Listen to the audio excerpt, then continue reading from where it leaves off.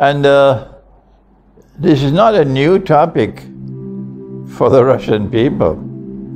From the time they intervened in Syria in order to save Syria from becoming another Libya, they knew that there was risk, there was danger, and that this could provoke the Great War, nuclear war, between the United States leading NATO, and in which Turkey is a member state, and Russia, and now Russia's ally, China.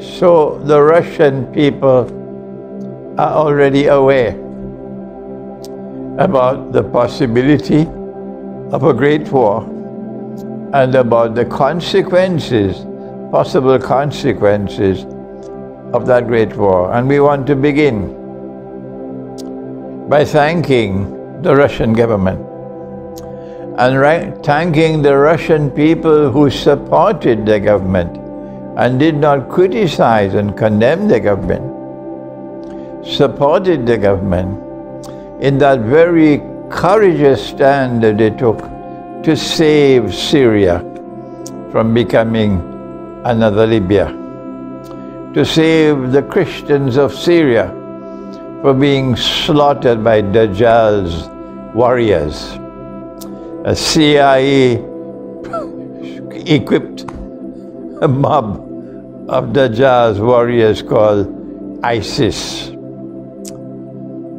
We want to also thank Russia and its leadership for having intervened recently to stop that Israeli war machine, bloodthirsty Israeli war machine, which was bent on exterminating the Palestinians, Muslims as well as Christians, in Gaza.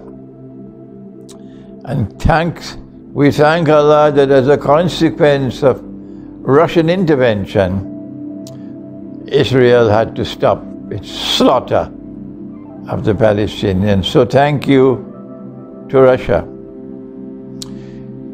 The Great War is something which will cause great suffering in Russia because it's going to be nuclear war.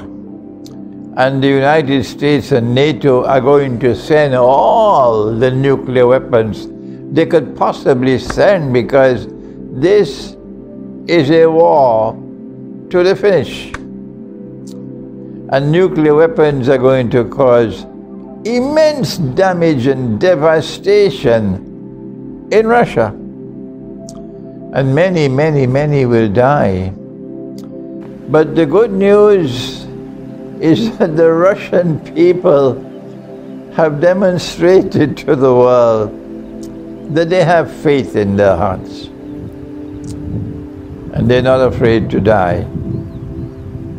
And we on this side from the world of Islam, we look at you and we admire a people who are not afraid to die.